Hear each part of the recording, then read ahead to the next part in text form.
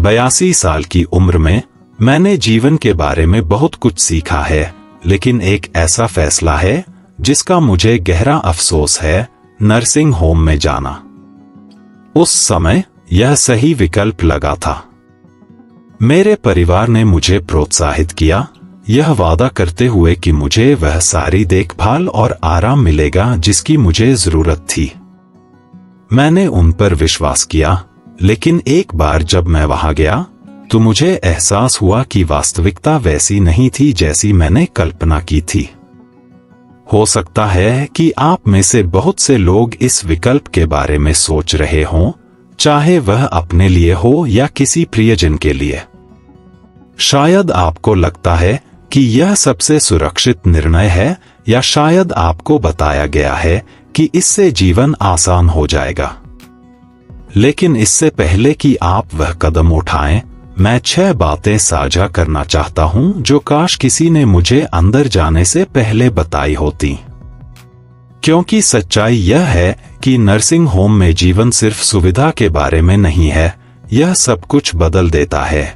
और एक बार जब आप अंदर चले जाते हैं तो बाहर निकलना उतना आसान नहीं होता जितना आप सोचते हैं। अंत तक मेरे साथ रहें, क्योंकि इनमें से कुछ सबक आपको आश्चर्यचकित कर सकते हैं। और यदि आप किसी ऐसे व्यक्ति को जानते हैं जो नर्सिंग होम पर विचार कर रहा है, तो यह वीडियो उनके लिए जीवन बदलने वाला निर्णय लेने से पहले ठीक वही हो सकता है जो उन्हें सुनने की जरूरत है। अफसोस 1, अपनी स्वतंत्रता खोना। नर्सिंग होम में जाने के बाद सबसे बड़ा झटका छोटा कमरा या निश्चित भोजन का समय नहीं था। यह मेरे अपने जीवन पर नियंत्रण खोने का एहसास था। अंदर जाने से पहले मेरी अपनी दिनचर्या थी। मैं तय करता था कि कब उठना है, कब खाना है और अपना दिन कैसे बिताना है। मैं जब चाहूं टहल सकता था, अपना खाना खुद बना सकता था, या बस अपनी पसंदीदा कुर्सी पर चुपचाप किताब पढ़ सकता था। लेकिन नर्सिंग होम के अंदर मुझे जल्दी ही एहसास हो गया कि मेरा समय अब मेरा नहीं रहा।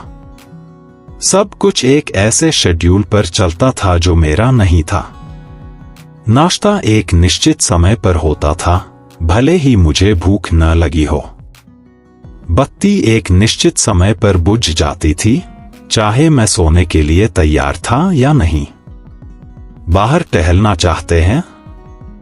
आपको शायद अनुमति लेनी होगी और आपको तब तक इंतजार करना होगा जब तक कोई आपकी मदद के लिए उपलब्ध न हो। क्या खाना है या यहाँ तक कि क्या पहनना है जैसे साधारण निर्णय भी बुनियादी विकल्पों के बजाय विशेषाधिकार की तरह महसूस होने लगे। मुझे अपना पहला हफ्ता याद है, एक ऐसे बिस्तर में जागना जो मेरा नहीं था। मैं उठकर बैठा, अंगड़ाई ली और उस किताब तक पहुंचा जिसे मैं घर पर पढ़ रहा था। लेकिन जब मैंने कमरे में चारों ओर देखा तो मुझे यह बात समझ में आ गई, यह मेरा घर नहीं था। मेरी किताबें, मेरी पसंदीदा कुर्सी, वे छोटे छोटे आराम जो मैंने सालों से इकट्ठा किए थे, सब चले गए थे। उनकी जगह नीरस दीवारें, एक ऐसा बिस्तर था जिसे मैंने नहीं चुना था, और एक ऐसी भावना थी जिसे मैं हिला नहीं सका। मैं अब अपने जीवन का प्रभारी नहीं था। सबसे मुश्किल हिस्सा, एक बार जब आप अपनी स्वतंत्रता छोड़ देते हैं तो उसे वापस पाना लगभग असंभव होता है। आप अनुकूलन करते हैं क्योंकि आपको करना पड़ता है। जब वे आपको बताते हैं कि रात के खाने में क्या है तो आप बहस करना बंद कर देते हैं। जब आप चाहें तो टहलने जाने के लिए पूछना बंद कर देते हैं। आप उनकी व्यवस्था में फिट होना सीखते हैं, लेकिन इस प्रक्रिया में आप खुद को खोने लगते हैं। यदि आप नर्सिंग होम पर विचार कर रहे हैं तो खुद से पूछें, क्या आप उन छोटी छोटी स्वतंत्रता को छोड़ने के लिए तैयार हैं जो जीवन को आपका बनाती हैं? क्योंकि एक बार जब वे चली जाती हैं तो आप उन्हें जितना आपने कभी सोचा था उससे कहीं अधिक याद करेंगे। अफसोस 2, भुला दिया जाना। नर्सिंग होम में जाने की सबसे कठिन सच्चाइयों में से एक यह महसूस करना है कि बाहर की दुनिया आपके बिना चलती रहती है। जब मैं पहली बार आया तो मेरे परिवार ने मुझे आश्वासन दिया कि वे अक्सर मुझसे मिलने आएंगे। मैंने उन पर विश्वास किया और शुरू में वे आते भी थे। मेरी बेटी हफ्ते में एक बार आती थी, मेरे पोते पोतियां सप्ताहांत में आते थे और कुछ समय के लिए ऐसा लगा जैसे मेरा अपने पुराने जीवन से अभी भी संबंध है। लेकिन जैसे जैसे महीने बीतते गए, मुलाकातें कम होती गईं। मेरी बेटी आने के बजाय फोन करने लगी। मेरे पोते पोतियां स्कूल और काम में व्यस्त हो गए। छुट्टियां सबसे मुश्किल थीं। सभी ने आने का वादा किया, लेकिन किसी न किसी तरह अंतिम समय में योजनाएं हमेशा बदल जाती थीं और अचानक मैंने खुद को एक साझा कमरे में अकेला बैठा पाया, अन्य निवासियों को दरवाजे की ओर घूरते हुए देखा, यह उम्मीद करते हुए कि आज वह दिन होगा जब कोई उन्हें याद करेगा। ऐसा नहीं था कि मेरे परिवार ने मुझसे प्यार करना बंद कर दिया था, बस जीवन बाधा बन गया। जब आप हर दिन आसपास नहीं होते हैं तो लोगों के लिए यह मान लेना आसान होता है कि आप ठीक हैं, कि आप समायोजित कर रहे हैं, कि आपको उतनी ध्यान देने की आवश्यकता नहीं है।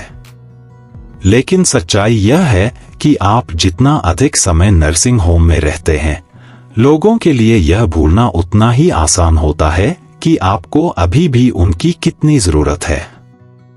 मुझे एक शाम याद है, अपने कमरे में बैठा था, अपना फोन पकड़े हुए था, सोच रहा था कि अपने बेटे को फोन करूं या नहीं। मैं बोझ नहीं बनना चाहता था। मैं उसे याद नहीं दिलाना चाहता था कि मैं यहां हूं, एक ऐसी मुलाकात का इंतजार कर रहा हूं जो कभी नहीं आ सकती। तो मैंने फोन नीचे रख दिया और तभी मुझे यह बात समझ में आ गई, यह अब मेरा जीवन था, यह उम्मीद करते हुए दिन गुजारना कि कोई मुझे शामिल करना याद रखेगा। यदि आप नर्सिंग होम में जाने के बारे में सोच रहे हैं तो खुद से पूछें, क्या आप अकेलेपन के लिए तैयार हैं? क्योंकि आपका परिवार आपसे कितना भी प्यार करता हो, एक बार जब आप आंखों से ओझल हो जाते हैं तो मन से ओझल होना उतना ही आसान होता है जितना आप सोचते हैं। अफसोस 3, उद्देश्य की भावना खोना। जब मैं नर्सिंग होम में गया तो मैंने सोचा कि मैं बस अपना रहने का स्थान बदल रहा हूं। मुझे यह एहसास नहीं था कि मैं अपने जीने का कारण भी बदल रहा हूं। घर पर मेरी जिम्मेदारियां थीं, दिनचर्या थी, शौक थे और सुबह उठने का एक कारण था। पौधों को पानी देना, अपनी कॉफी बनाना, अपनी जगह को ठीक करना जैसे छोटे छोटे काम भी मुझे उद्देश्य की भावना देते थे।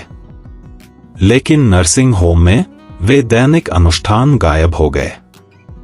भोजन मेरे लिए बनाया जाता था, सफाई कोई और करता था और पौधे, खैर, वे अब मेरी देखभाल के लिए नहीं थे। पहले तो मैंने खुद से कहा कि अंततः आराम करना अच्छा होगा। कोई काम नहीं, कोई जिम्मेदारी नहीं, बस आराम। लेकिन कुछ हफ्तों के बाद मुझे एहसास हुआ कि कुछ कमी थी। दिन लंबे महसूस होते थे, इंतजार करने के अलावा कुछ भी नहीं था।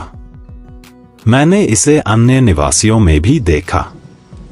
ऐसे लोग जो कभी ऊर्जा से भरे थे, अब अपने दिन बैठकर, घूरकर, समय बीतने का इंतजार करते थे। एक जॉर्ज नाम का व्यक्ति था, 84 साल का, जो अपने पूरे जीवन में एक बढ़ी रहा था। घर पर वह हमेशा चीजें ठीक करता था, अपने गैरेज में छोटे छोटे प्रोजेक्ट बनाता था। लेकिन यहां कोई उपकरण नहीं था, कोई प्रोजेक्ट नहीं था, उसके लिए कुछ भी बनाने के लिए नहीं था। मैंने देखा कि वह धीरे धीरे खुद को कैसे वापस लेने लगा। उसके कभी मजबूत और कुशल हाथ अब उसकी गोद में निष्क्रिय थे। मैं बेकार महसूस करता हूं, उसने मुझे एक दिन बताया और मैं बिल्कुल समझ गया कि उसका क्या मतलब था। जब आपके पास देखभाल करने के लिए कुछ भी नहीं होता, कुछ भी हासिल करने के लिए नहीं होता, तो जीवन अपना अर्थ खोना शुरू कर देता है। मन धीमा हो जाता है, शरीर उसका अनुसरण करता है, और जल्द ही आप एक ऐसी जगह में बस एक और निवासी की तरह महसूस करने लगते हैं जहां समय चलता है लेकिन वास्तव में कुछ भी नहीं बदलता है। यदि आप नर्सिंग होम पर विचार कर रहे हैं तो खुद से पूछें, आपके जीवन को क्या अर्थ देता है? क्योंकि एक बार जब आप अंदर चले जाते हैं तो उद्देश्य खोजना सिर्फ अपना समय भरने जितना आसान नहीं होता है। यह उन चीजों को बनाए रखने के लिए लड़ना है जो आपको जीवित महसूस कराती हैं। अफसोस 4, उम्मीद से तेजी से बिगड़ता स्वास्थ्य। नर्सिंग होम में जाने से पहले मैं अपनी उम्र के हिसाब से ठीक था। मैं मैराथन नहीं दौड़ रहा था, लेकिन मैं अभी भी अपनी देखभाल कर सकता था, टहल सकता था और अपना खाना खुद बना सकता था। मेरी दिनचर्याएं मुझे गतिशील रखती थीं, किराने की खरीदारी, सुबह का स्ट्रेच, यहां तक कि बस घर में घूमना भी मेरे पैरों को मजबूत रखता था। लेकिन एक बार जब मैं अंदर चला गया तो सब कुछ बदल गया। शुरू में ऐसा लग रहा था कि मैं बस आराम कर रहा हूं। खाना मेरे पास लाया जाता था और मुझे खाना पकाने के लिए रसोई में खड़ा नहीं होना पड़ता था। अगर मुझे कुछ चाहिए होता तो मैं बस एक बटन दबाता और कोई मदद करने आ जाता। लेकिन मुझे यह एहसास नहीं हुआ कि मैं अपने लिए जितना कम करता गया उतना ही कमजोर होता गया। मैंने उतना चलना फिरना बंद कर दिया और जल्द ही मेरे पैर कड़े महसूस होने लगे। मैं पहले से ज्यादा बैठता था और इससे पहले कि मुझे पता चलता, कुर्सी से उठना भी एक काम जैसा लगने लगा। जिन मांसपेशियों को मैंने सालों तक बनाए रखा था, वे मेरी उम्मीद से तेजी से गायब हो रही थी। और यह सिर्फ मेरे साथ नहीं हो रहा था, मैंने इसे दूसरों के साथ भी होते देखा। जो लोग अपने पैरों पर चलकर आए थे, वे अचानक व्हीलचेयर पर निर्भर हो गए थे।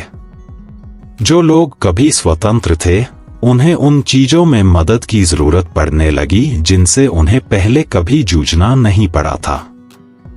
हमें जितनी ज्यादा मदद दी जाती थी, उतनी ही ज्यादा हमें उसकी जरूरत महसूस होती थी।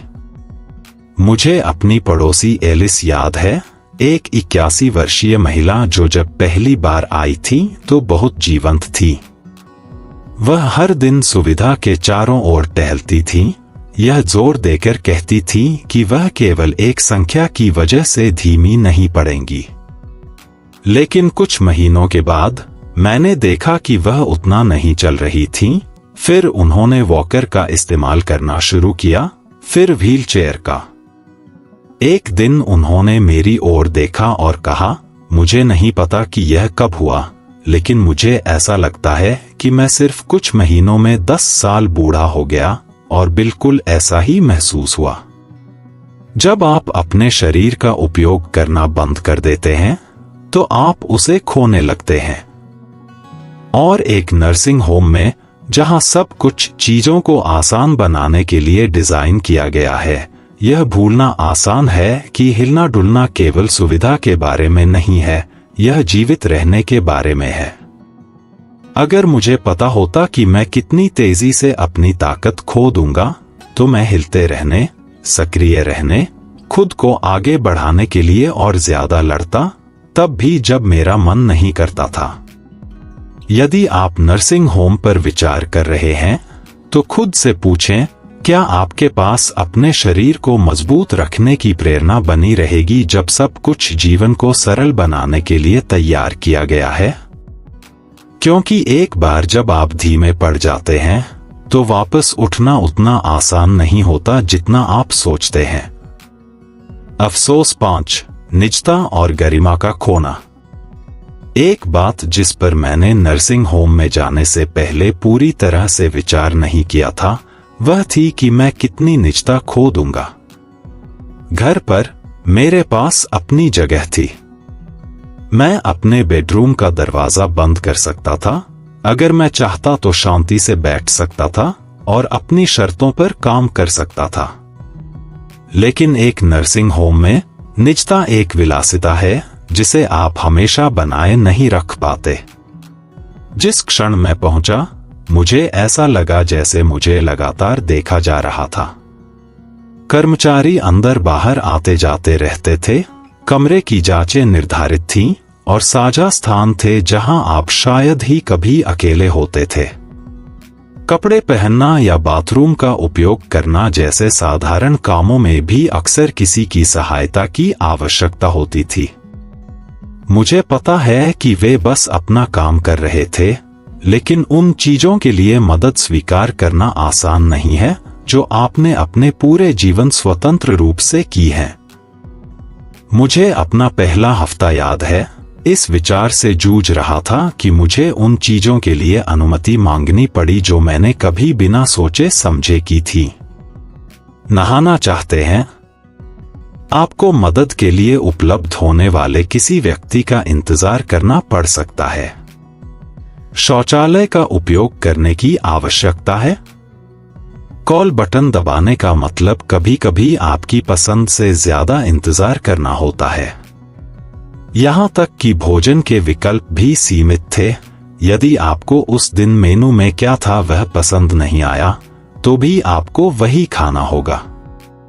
और फिर रूममेट्स का मुद्दा था। हर किसी को एक निजी कमरा नहीं मिलता है, और किसी ऐसे व्यक्ति के साथ जगह साझा करना जिसे आपने नहीं चुना है, निराशाजनक हो सकता है। मुझे एक दयालु रूममेट होने का सौभाग्य मिला, लेकिन मैंने दूसरों से ऐसी कहानियां सुनी जिनके रूममेट्स शोरगुल करने वाले, अस्वच्छ या यहां तक कि संज्ञानात्मक समस्याओं वाले थे जिन्होंने नींद को लगभग असंभव बना दिया था। और आप अपने कमरे को कितना भी घर जैसा बनाने की कोशिश करें, यह कभी भी वास्तव में आपका नहीं होता। गरिमा खोना एक कठिन बात है, और मुझे यह एहसास नहीं था कि मुझे अपनी कितनी गरिमा छोड़नी होगी जब तक मैं पहले से ही वहां नहीं था। जब लोग दस्तक देते हैं लेकिन हमेशा जवाब का इंतजार नहीं करते हैं, जब आपसे किसी व्यक्ति के बजाय एक मरीज की तरह बात की जाती है, जब आपकी दैनिक दिनचर्या एक ऐसे शेड्यूल द्वारा तय की जाती है जिसे आपने नहीं बनाया है, तो यह आपको बदल देता है। आप खुद को कम और सूची में सिर्फ एक और नाम की तरह महसूस करने लगते हैं। यदि आप नर्सिंग होम पर विचार कर रहे हैं, तो खुद से पूछें, क्या आप अपने पूरे जीवन में मिली निजता और नियंत्रण को छोड़ने के लिए तैयार हैं? क्योंकि एक बार जब यह चला जाता है, तो इसे वापस पाना मुश्किल होता है। अफसोस 6, यह महसूस करना कि निकलना जितना आप सोचते हैं उससे कहीं ज्यादा कठिन है। जब मैं पहली बार नर्सिंग होम में गया, तो मैंने खुद से कहा कि यह अस्थायी था। मैंने सोचा कि मैं इसे आजमाऊंगा, देखूंगा कि चीजें कैसी चलती हैं, और अगर मुझे यह पसंद नहीं आया तो मैं हमेशा जा सकता था। लेकिन मुझे यह एहसास नहीं था कि एक बार जब मैं अंदर चला गया तो बाहर निकलना कितना मुश्किल होगा।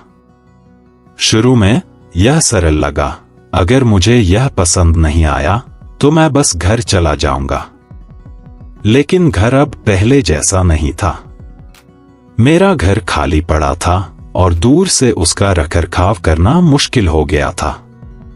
मेरे बच्चों ने पहले ही बदलाव करने शुरू कर दिए थे, ऐसी चीजें बेच रहे थे जिनकी उन्हें लगा कि मुझे जरूरत नहीं होगी, यहां तक कि जगह को किराए पर देने पर भी विचार कर रहे थे। जब मैंने वापस लौटने का विचार उठाया, तो वे झिझके, क्या आप अकेले रहने का प्रबंधन कर सकते हैं? क्या रहना सुरक्षित नहीं होगा? हम सिर्फ आपके लिए सबसे अच्छा चाहते हैं। और फिर मेरी शारीरिक गिरावट थी। महीनों तक ऐसी जगह पर रहने के बाद जहां मुझे खाना पकाना, सफाई करना या ज्यादा चलना भी नहीं पड़ता था, मैं उतना मजबूत नहीं था जितना मैं पहले था। मेरी जो स्वतंत्रता थी वह धीरे धीरे कम होती जा रही थी, जिससे घर वापस जाने का विचार मेरी कल्पना से भी ज्यादा मुश्किल हो गया। मुझे अकेले रहने की अपनी क्षमता पर उतना भरोसा नहीं था और उस डर ने मुझे फंसाए रखा। मैं दूसरों से मिला जिन्हें ऐसा ही अनुभव हुआ था।